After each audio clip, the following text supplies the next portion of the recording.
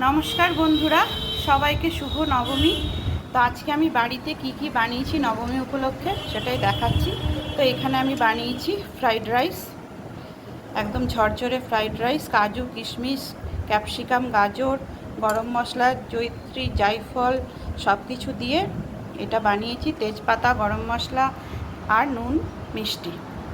আর এখানে বানিয়েছি আলুর দম। এটা এটা কাশ্মীরি আলুর দম বানিয়েছি। এটার মধ্যে সমস্ত মশলা আছে, হিং, মৌরি, জিরে, ধনে, আদা, লঙ্কা, টমেটো, টক দই, নুন, হলুদ, লঙ্কা সমস্ত কিছু দিয়ে, তেজপাতা, গোটা জিরে, শুকনো লঙ্কা ফোড়ন দিয়ে বানিয়েছি কাশ্মীরি আলুর দম। তো এই কাশ্মীরি আলুর দম আর এই ফ্রাইড রাইস আজকের দুপুরের মেনু। আর নবমী উপলক্ষে আমাদের এখানে দুর্গাপুজো কমিটি আমাদেরকেও এখানে ফ্রাইড রাইস দিয়েছে, আর এখানে দিয়েছে আলুর দম আর একটা মিষ্টি। আর আমি বাড়িতে একটু স্যালাড বানিয়েছি। তো এই হলো আজকের লাঞ্চের মেনু।